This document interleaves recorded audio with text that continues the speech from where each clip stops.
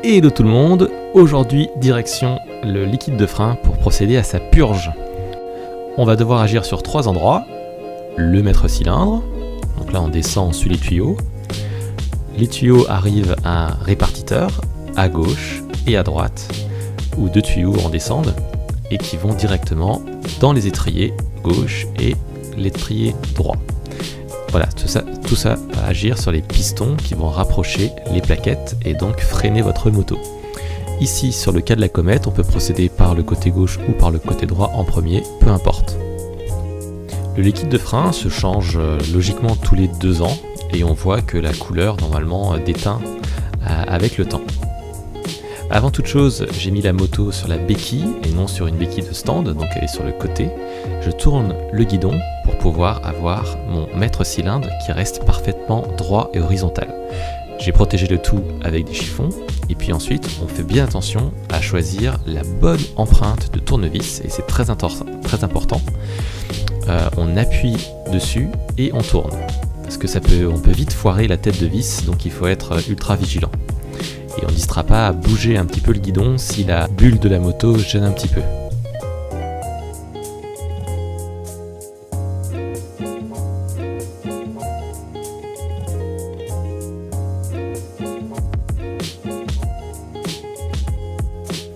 Le liquide de frein est vraiment très corrosif, autant pour le métal que pour la peinture, donc il faut vraiment faire attention à ne pas en mettre partout lorsqu'on va enlever le couvercle du maître-cylindre.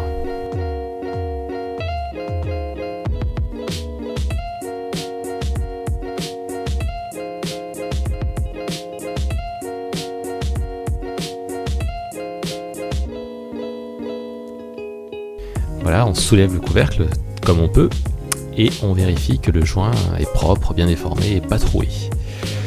Alors, tout comme tous les joints, il faut bien nettoyer sa surface. Lorsqu'on reposera le joint, il faut que ça soit vraiment parfaitement propre pour éviter tout de suite. Donc ici, vu que le liquide est très corrosif, il reste pas mal de marques, donc on n'hésite pas à prendre un chiffon, voire un petit peu de papier de verre très fin pour pouvoir nettoyer tout ça. Alors faut faire attention, faut éviter de mettre des impuretés à l'intérieur du liquide de frein. Alors ici c'est complètement facultatif. Pour gagner du temps, on peut utiliser une seringue et aspirer une partie du vieux liquide de frein. Sachant que dans le maître-cylindre, il y a la grande majorité du liquide de frein qui se trouve à cet endroit-là. Mais voilà, alors si vous faites ça, faites bien attention, il ne faut pas aspirer tout d'un coup, il faut en laisser juste au-dessus de la valve qui aspire le liquide. Puisque le but ultime lorsqu'on fait une purge de liquide de frein, c'est qu'il n'y ait aucune bulle d'air dans le système de freinage. Ça peut être dangereux et vous risquez d'avoir un levier spongieux. Donc il faut bien faire attention à ça. Ensuite on passe en bas et on enlève le capuchon qui se trouve sur la vis de purge et puis on sort notre outil de purge. Là j'utilise un outil que je ne connais pas, que j'ai acheté sur Amazon et c'est un tuyau qui dispose d'une valve anti-retour. On voit bien ici la flèche qui indique le sens de circulation du liquide. Normalement, grâce à cet outil, on va pouvoir gagner beaucoup de temps puisque ça nous évite de fermer et de réouvrir cette vis de purge à chaque fois que j'arrive en butée avec mon frein. Je place ici ma clé et puis par-dessus, je plug mon tuyau qui va permettre de récupérer le liquide de refroidissement qui va sortir.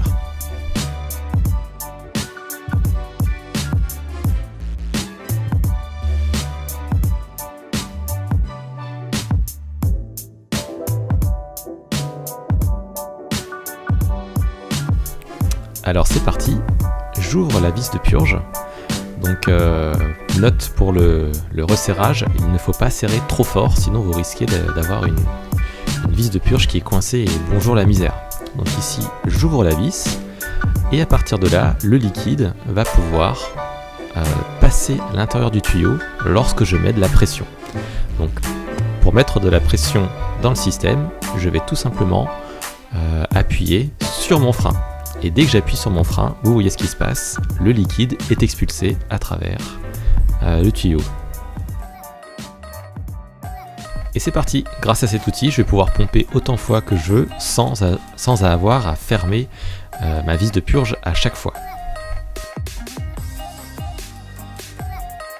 surtout, on fait très attention au niveau de liquide de frein. Il ne faut surtout pas que le maître cylindre absorbe de l'air. Il faut qu'il y ait toujours du liquide au-dessus de la valve qu'on voit à l'intérieur du cylindre.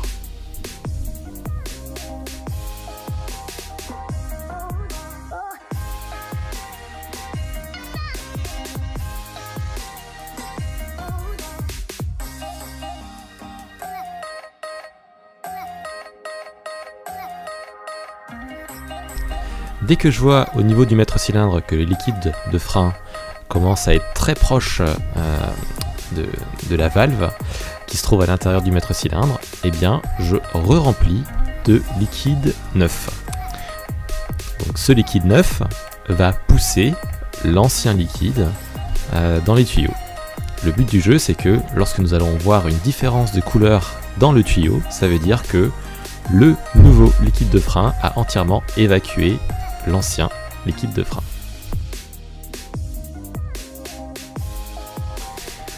Dès que le nouveau liquide de frein est visible et qu'il n'y a aucune bulle d'air, normalement il n'y en a aucune grâce à ce système, eh bien on enlève le tuyau avec une serviette pour éviter que toute la giclée de liquide de refroidissement qui se trouve dans le tuyau ne déborde.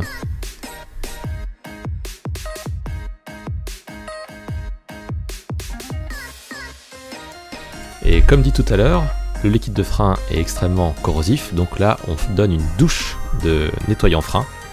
On n'hésite pas à en mettre beaucoup, histoire de tout nettoyer.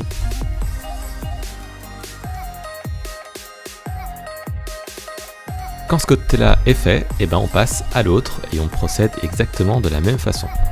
On met la clé, on met notre tuyau sur la vis de purge, on ouvre la vis de purge, et puis avec la main droite, on pompe, jusqu'à voir apparaître le nouveau liquide de refroidissement, et en faisant attention à qu'il n'y ait aucune bulle d'air à l'intérieur du tube.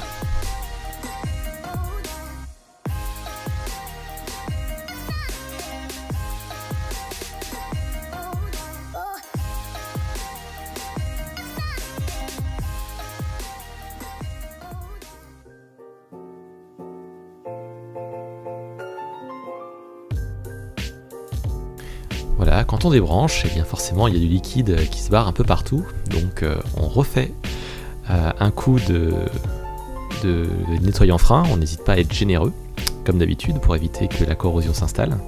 Et puis on fait bien attention que le liquide soit au niveau conseillé, ici il doit être au maximum, et puis on remet le couvercle du maître cylindre par-dessus.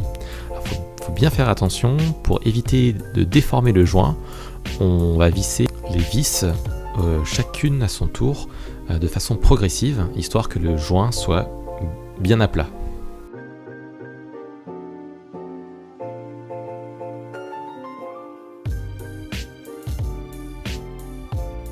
Et on serre juste ce qu'il faut, ça ne sert à rien de trop forcer, sinon lors du redémontage, ça sera vraiment la galère.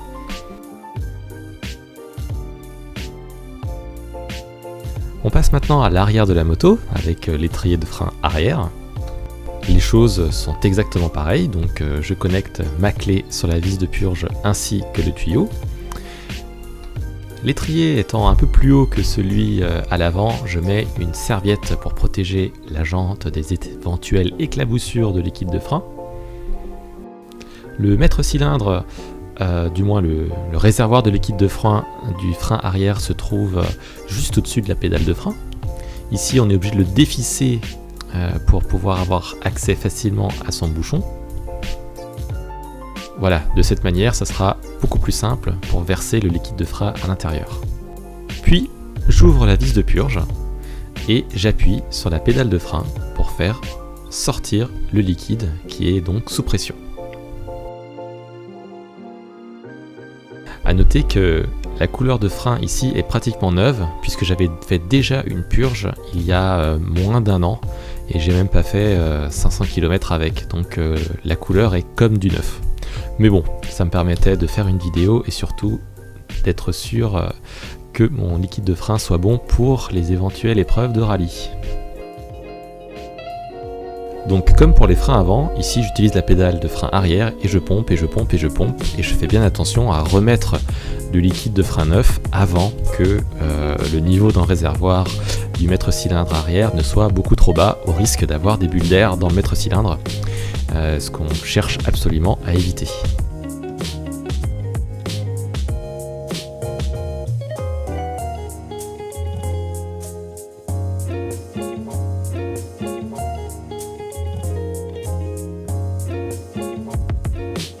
Et voilà, dès que c'est fait, je referme le tout et je refixe le réservoir de liquide de frein arrière.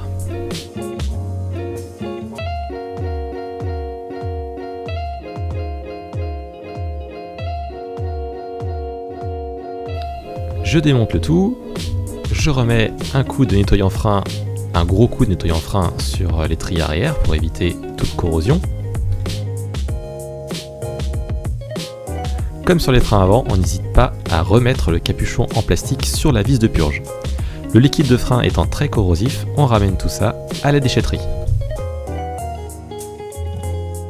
Une autre bonne astuce, c'est de bien nettoyer vos tuyaux de purge grâce au nettoyant frein.